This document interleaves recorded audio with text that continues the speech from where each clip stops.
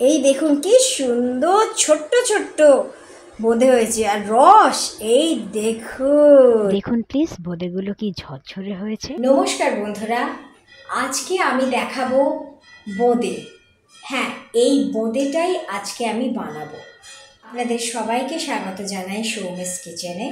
আসুন তাহলে শুরু করি আজকের রেসিপি বোঁদে। প্রথমে আমি 1 কাপ বেসন একটু ছাঁকনি দিয়ে চেলে নিচ্ছি। জল নিয়েছি 1.25 কাপ, মানে যে কাপে আপনি বেসন নেবেন সেই কাপের 4 ভাগে 3 ভাগ জল নেবেন। আপনি মোটামুটি এরকম সাইজের একটা চায়ের কাপ নিয়ে নেবেন, তার 1 কাপ বেসন আর 1.25 কাপ জল নেবেন। এই 1.25 কাপ জলটা বারে বারে একটু একটু করে দেবেন আর চামচ দিয়ে এভাবে মেশাতে থাকবেন। কখনোই কিন্তু একসাথে ঢেলে দেবেন না এই 1.25 কাপ জলটা।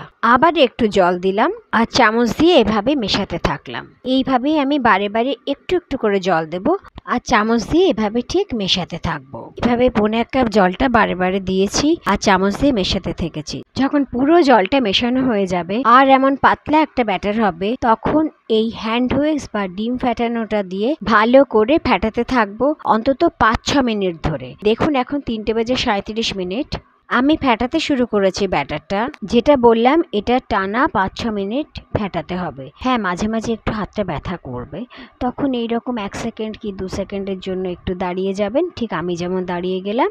তারপর আবার ফ্যাটাতে শুরু করব 2 সেকেন্ড মতো রেস্ট দিয়ে হাতটাকে। দেখুন 6-7 মিনিট ফ্যাটানো হয়ে গেছে। এখন 3:45, 3:37 শুরু করেছি। পুরো ফ্যাটানো হয়ে যাওয়ার পরে 1/2 কাপ ব্যাটার আলাদা একটা বাটিতে নিয়ে নিলাম। এতে 2 ফোঁটা লাল রঙের ফুড কালার আমি দিলাম। তারপরে এই ছোট ডিম ফ্যাটানোটা দিয়ে ভালো করে আমি মিশিয়ে নিলাম। এটা হচ্ছে টিস্যু পেপার। এটা আমি এই থালাটার উপরে ভালো করে আমি দেখুন পেতে দিচ্ছি। বোঁদেটা ভাজার পরে এর উপরে রাখবো, একটু তেলটা টেনে নেবে।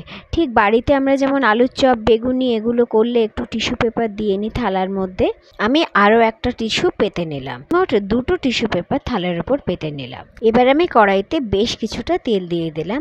এটা হচ্ছে আমরা লুচি পরোটা যে তেলে ভাজে, যেটাকে সাদা তেল বলি, সেটা। বোঁদে ভাজার জন্য এরকম ঘরে থাকা ফুটো ফুটো লুচি ভাজার হাতা ব্যবহার করতে পারেন, অথবা এরকম বড় বড় ছান্তা হাতা হয় না, সেই ছান্তা হাতাও ব্যবহার করতে পারেন, এরকম বড় হাতলালা। এবার ব্যাটারটা ভাজার আগে আমি আরেকবার একটু এভাবে ফেটিয়ে নিলাম। ব্যাটারটা হাতাতে ঢালার জন্য কিছুটা ব্যাটার আমি এর থেকে তুলে নিলাম।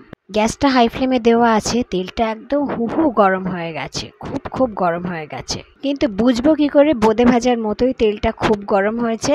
এভাবে আঙুলে করে 1 ফোঁটা দিলাম তেলের মধ্যে। দেখুন এটা সঙ্গে সঙ্গে তেলের মধ্যে ভেসে উঠেছে। এটা কিন্তু দেরি করেনি ভেসে উঠতে। তার মানে বোঁদে ভাজার জন্য আমার এই তেলটা একদম ঠিকঠাক ভাবে তৈরি হয়ে গেছে। এবার দেখুন গ্যাসটা মিডিয়াম থেকে হাই ফ্লেমে রেখে ঘরের যে লুচি ভাজার হাতা, সেটাকে তেল থেকে একটু ওপরে আমি ধরছি আর ব্যাটারটা এরকম গোল করে আমি এই হাতাটার উপরে ঢালছি। হাতাটা কিন্তু একদম নাড়ানাড়ি করবেন না, যতক্ষণ পরে পড়বে। 1 থেকে 1.5 মিনিট পর বোঁদেগুলো ভাজা হয়ে গেলে তুলে নেবেন। ব্যাটারটা তেলের উপর দেওয়ার পরে ফুটো হাতা দিয়ে তারপর কিন্তু একটু নাড়তে হবে 1-1.5 মিনিট। তারপর এরকম টিস্যুতে তুলে নিতে হবে। আমি দেখাচ্ছি নাড়াটা, দেখতে থাকুন প্লিজ।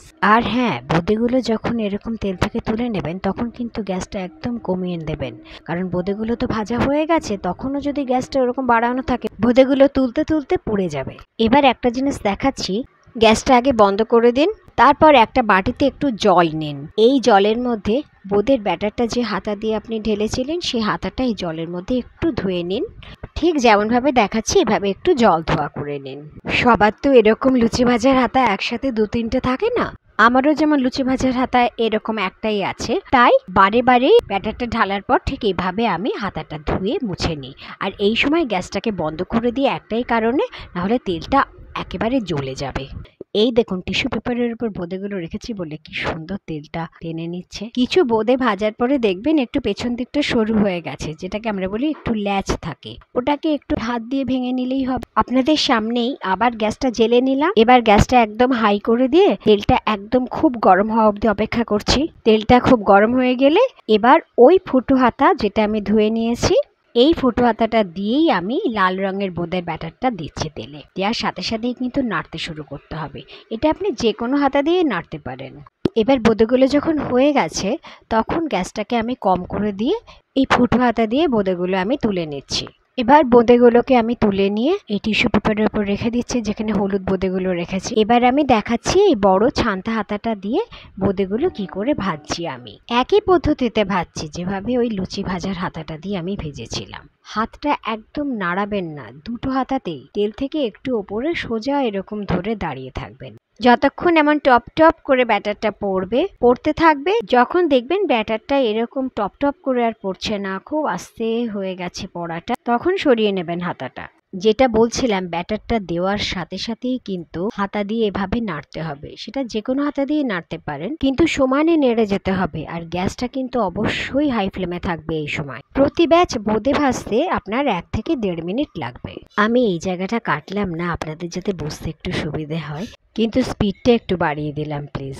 আসলে গ্যাসটা অফ করে আরেকটা হাতা যখন আমি ধুতে গেছিলাম, এই হাতাটা আমি ফ্রাইং প্যানটার উপর রেখে দিয়ে গেছিলাম। এবার এই হাতাটা গরম হয়ে গেছে, তাই একটা কাপড় দিয়ে ধরছি। তেল থেকে বোঁদেগুলো তোলার সময় হাতাটা একটু এরকম ভাবে ঝেড়ে নেবেন। আর বোঁদেগুলো তো টিস্যুর উপরে রাখছি, ফলে আরো তেলটা টেনে নেবে। দেখুন কি সুন্দর হয়েছে বোঁদেগুলো। এভাবে বাকি বোঁদেগুলো আমি ভেজে নিচ্ছি। আর এমন তেলটা একটু ঝেড়ে নিয়ে টিস্যু পেপারের উপর রাখছি। চিনির শিরা বানাবার জন্য গ্যাসে কড়াই বসিয়ে প্রথমে আমি 1/2 কাপ জল দিলাম, তারপরে আমি 1 কাপ চিনি দিলাম। একটা কথা, যে কাপ মেপে আপনি 1 কাপ বেসন নেবেন, সেই কাপেরই 1 কাপ চিনি নেবেন, 1/2 কাপ জল নেবেন। এবার দেখুন গ্যাসটা একদম হাই ফ্লেমে করে দিলাম চিনির রসটা করার সময়। এবার আমার সুবিধের জন্য আমি হাতাটা পাল্টে একটা খুন্তি নিয়ে নিলাম, এটা একটু নাড়বো বলে। হ্যাঁ, চিনির এই রসটা করার সময় একটু মাঝে মাঝে কিন্তু নাড়তে হবে, গ্যাসটা একদম হাই ফ্লেমে থাকবে। এবার চিনিটা যখন একদম গলে গিয়ে জলটা ফুটে উঠবে, আর চিনির এই রসটা ফুটতে ফুটতে যখন দেখুন একটু বলক এসে গেছে, মানে চিনির এই রসটা যখন ফুটতে ফুটতে একটু ফুলে ফুলে উঠছে, তখন গ্যাসটা বন্ধ করে দিলাম। এবার একটা অর্ধেক পাতিলেবুর রস এর মধ্যে দিয়ে দিলাম, ছাঁকনি দিয়ে ছেঁকে দিচ্ছি, এতে করে লেবুর মধ্যে যদি বীজটা থাকে তাহলে সেটা আটকে যাবে। গ্যাস কিন্তু বন্ধই আছে, দেখেছেন তো? তারপর নেড়ে মিশিয়ে দিলাম লেবুর রসটা। এবার গ্যাস বন্ধ অবস্থাতেই এরকম ঘরের চামচের 2 চামচ ঘি এর মধ্যে দিলাম। তারপর আবার একটু নেড়ে মিশিয়ে নিলাম। গ্যাস কিন্তু বন্ধই আছে। এবার 1 চামচের 4 ভাগের 1 ভাগ বা 1/4 চামচ এলাচ গুঁড়ো দিলাম। তারপর নেড়ে মিশিয়ে নিলাম। আবারও বলছি, গ্যাস কিন্তু বন্ধ। দেখুন একটা হালকা একটা ক্রিস্পি ভাব। এবার খুব গরম এই চিনির রসের মধ্যে এই বোঁদেগুলো এবার আমি ঢেলে দিচ্ছি। দেখুন এখন তো মনে হচ্ছে বোঁদেগুলো তো পুরো চিনি রসের মধ্যে ডুবে আছে। এবার প্রথমে আমি গ্যাসে বসালাম, এটা গ্যাসটা একদম লো ফ্লেম করে। এখন 6টা 21 আমি এটা ঢাকা দিয়ে দিলাম। এটা 5-6 মিনিট মতো এরকম লো ফ্লেমে রাখবো ঢাকা দিয়ে। এখন 6টা 27। এবার ঢাকাটাকে আমি তুলে নিলাম, একটুখানি নাড়বো, নেড়ে আমি গ্যাসটা অফ করে দেব। এবার দেখুন একটু ভালো করে নেড়ে ওপর নিচ করে দিচ্ছি। তলার বোঁদেগুলোকে ওপরে তুলে দিচ্ছি, আবার ওপরটাকে নিচে নামিয়ে দিচ্ছি। এইভাবে একটু ভালো করে একটু নাড়ছি। তো প্রচুর রস, বোঁদে কিন্তু পুরো রসটাই টেনে নেবে। 3-4 ঘন্টা সময় নেবে। আর গ্যাসের উপর বসাবো না, এবার আমি এই রান্নাঘরের এই স্ল্যাবের উপরেই রেখে দেবো। এইভাবে একটু ঢাকা দিয়ে রেখে দেবো। তবে আধ ঘন্টা পর পর একটু নেড়ে দেবেন, যেমন দেখালাম, তারপর আবার ঢাকা দিয়ে রেখে দেবেন, ঠিক এমন ভাবে। দেখুন এখন 6টা 33। এবার 4-5 ঘন্টা পর আমি আসছি। দেখুন এখন রাত 11টা 11। এবার দেখুন বোঁদে এই 4-5 ঘন্টাতে পুরো চিনির রসটা শুষে নিয়েছে। কি সুন্দর বড় বড় হয়েছে বোঁদেগুলো। এবার আমি আলাদা একটা প্লেটে এটা ঢেলে নিচ্ছি। থালাতে একটু ছড়িয়ে দিলাম বোঁদেগুলো, দেখতে ভাল লাগবে। এই দেখুন কি সুন্দর ছোট্ট ছোট্ট বোঁদে হয়েছে, আর রস এই দেখুন।